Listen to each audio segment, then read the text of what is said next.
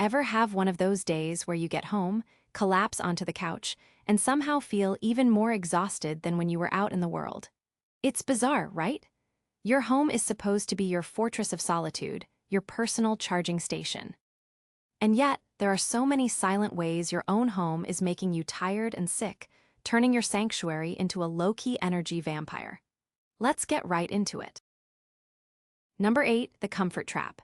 We spend a fortune making our homes comfortable. We buy the plushiest sofas, the softest chairs, the beds that feel like sinking into a marshmallow cloud. We arrange our living rooms so we can achieve maximum potato mode while staring at a screen, all in the name of relaxation. But this relentless pursuit of comfort is secretly waging a tiny, exhausting war on your body. Think about how you're sitting right now, or how you were last night binge-watching that show. Probably curled up, slouched over, head craned forward like a curious turtle. It feels good, it feels right. But your muscles would strongly disagree. Your body is a masterpiece of engineering designed for movement and upright posture, where your skeleton does most of the heavy lifting. When you collapse into that ergonomic nightmare you call a couch, your skeleton basically clocks out for the day. This forces a bunch of smaller, unprepared muscles, your stabilizers, to pick up the slack. They're not built for it. It's like asking your accountant to suddenly start paving the driveway. They can try, but they're going to be sore, inefficient, and complaining the whole time. This constant, low-level strain doesn't register as outright pain. Instead, it manifests as a deep, unshakable fatigue. Your brain is getting a constant stream of tiny, everything is wrong signals from your overworked back and neck muscles. It spends precious energy trying to manage this, leaving you feeling foggy, stiff, and drained, even after 8 hours of rest. You're not actually relaxing, you're just holding a very lazy, very long, and very tiring yoga pose. So that feeling of being completely spent after an evening of doing absolutely nothing, that's your body recovering from the marathon of being comfortable. Number 7, the ghost in the air. There's a certain satisfaction that comes with the smell of a clean house. That crisp scent from a spray, the faint chemical perfume of a freshly mopped floor, or even the smell of a brand new piece of furniture. We associate these odors with health and hygiene. But often, what you're smelling is the exact opposite, an invisible atmospheric soup that your body has to fight. I'm talking about volatile organic compounds, or VOCs. It's a fancy term for tiny, airborne chemicals that are off-gassed from thousands of household items. That new mattress? Off-gassing. The paint on your walls? Off-gassing. The air freshener you just sprayed to make things smell like a summer rain? Oh, that is the king of off-gassing. Even wood furniture and carpets release these compounds. Your home is basically breathing out the ghosts of its own manufacturing process. When you breathe this stuff in, your body's defense systems have to kick into gear. Your lungs and liver, the ever-vigilant cleanup crew, start working to filter out and process these foreign particles.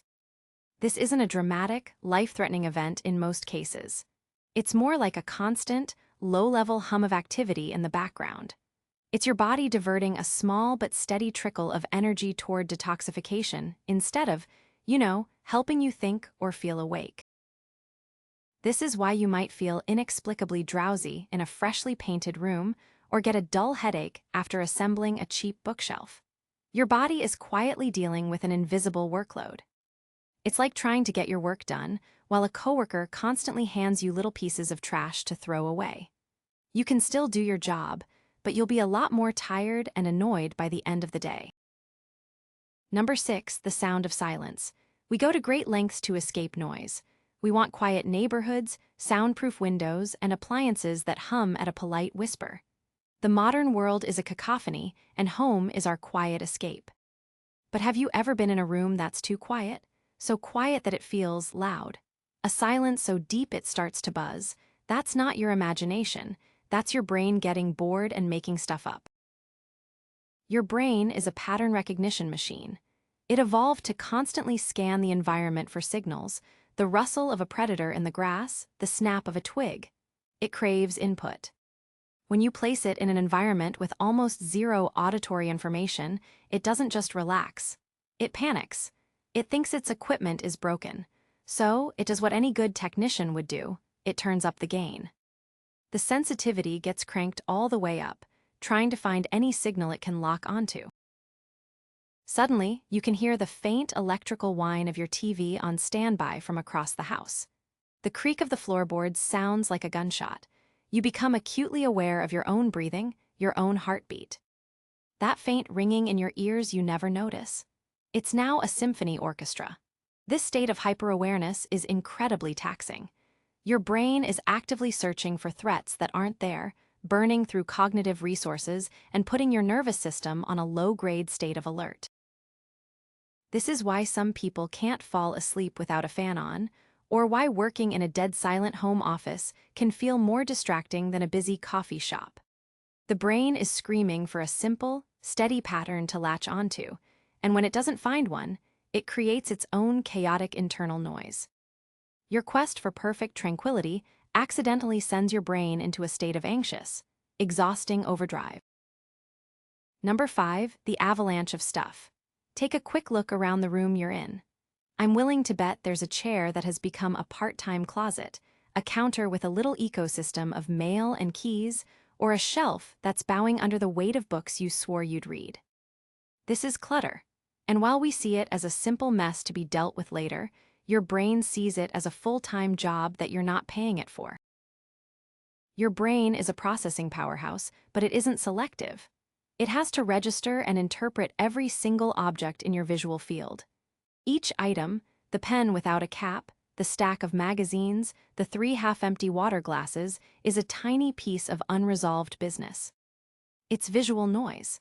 And just like the unnerving silence we talked about earlier, this sensory overload forces your brain into an inefficient, energy-draining state.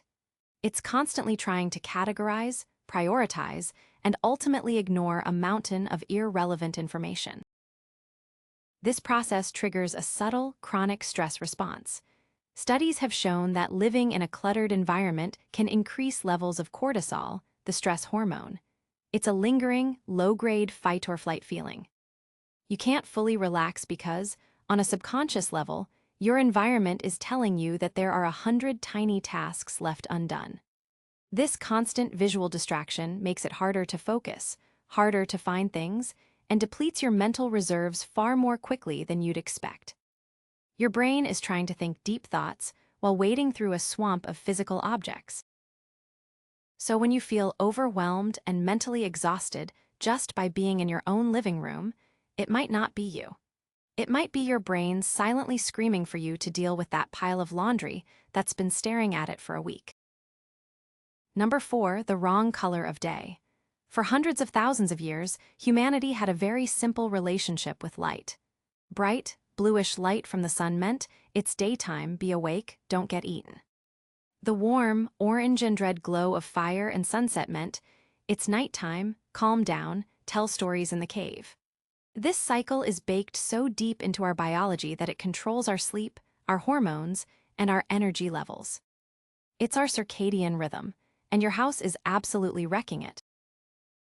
We've filled our homes with light sources that mimic the midday sun. I'm talking about those cool white, high-efficiency LED bulbs, the bright screen of your laptop, your phone, your tablet, your TV. They all blast out a ton of light on the blue end of the spectrum. When your eyes see this light at, say, 10 o'clock at night, they send an urgent message to your caveman brain. Alert! The sun is still up. It is high noon. Do not sleep. Your brain, ever obedient, dutifully suppresses the production of melatonin, the hormone that tells your body it's time to power down. So you end up in a state that neuroscientists call being wired and tired. Your body is physically exhausted, but your brain is stuck in daytime mode. You can't properly relax. You can't achieve the deep, restorative sleep you need. You might lie in bed for 8 hours, but the quality of that sleep is shallow and fragmented. You wake up feeling like you've been run over by a very gentle, but very persistent, steamroller. Your home is essentially tricking your ancient biology into a state of perpetual daylight, and then you have the audacity to wonder why you need 3 cups of coffee just to feel human in the morning.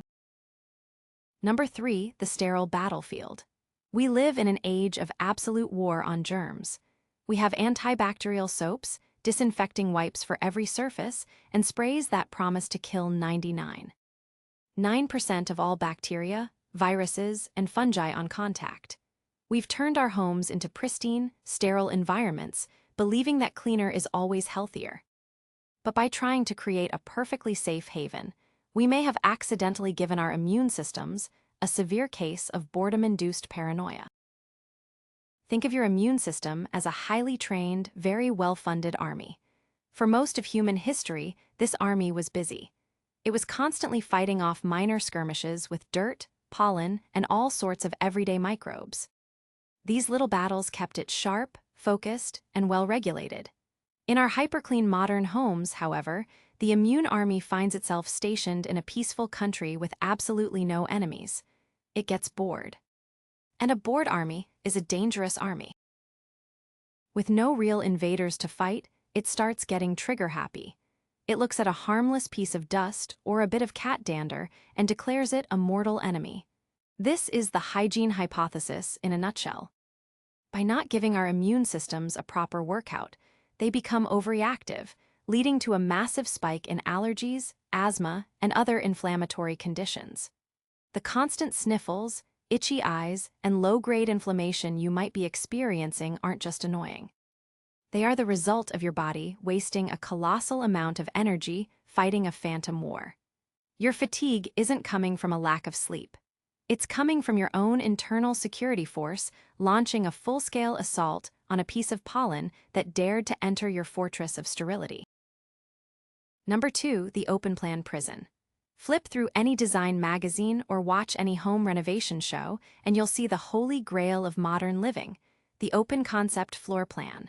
Walls are evil, separation is archaic.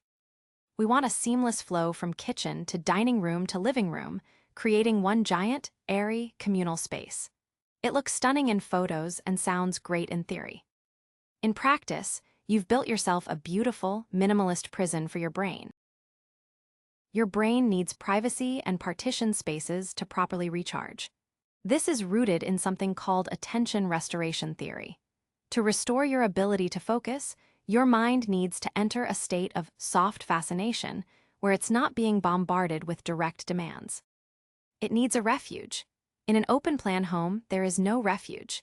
Even if you're the only one home, your brain is subconsciously aware of and responsible for the entire visual and auditory field. You're trying to read a book on the couch, but your brain is also processing the dirty dishes in the kitchen sink, the blinking light on the coffee maker, and the dust bunnies under the dining table. There are no boundaries to signal this is a rest zone versus this is a work zone. It all blends into one continuous space of low-level stimulation and implied chores. This prevents your prefrontal cortex from ever truly clocking out. It's like trying to sleep in the middle of a train station. Even if it's empty, the environment itself is designed for transition and activity, not for rest. This constant, subtle cognitive load is exhausting. It frays your nerves, fragments your attention, and leaves you feeling oddly exposed and on edge in the one place you're supposed to feel secure. That dream home designed to bring everyone together is also quietly preventing anyone's brain from ever being alone. And the number one silent way your home is making you tired is the dehydration station. I know, it sounds ridiculously simple, but that's precisely why it's the most common and powerful culprit. We associate dehydration with running a marathon or being lost in the desert. We don't associate it with watching TV on a Tuesday night. But your home is an environment that is deceptively effective at slowly drying you out. First, modern homes are climate-controlled. Air conditioning and central heating are fantastic for comfort, but they work by pulling moisture out of the air. You spend hours breathing in this dry air, losing a little bit of water with every single exhale. It's a slow, invisible drain on your hydration. Second, when we're home, we're surrounded by an arsenal of things to drink that aren't water. We reach for coffee, tea, soda, or juice. Many of these are diuretics, meaning they actively encourage your body to get rid of water, or they contain sugar that requires water to metabolize. Now, here's the key.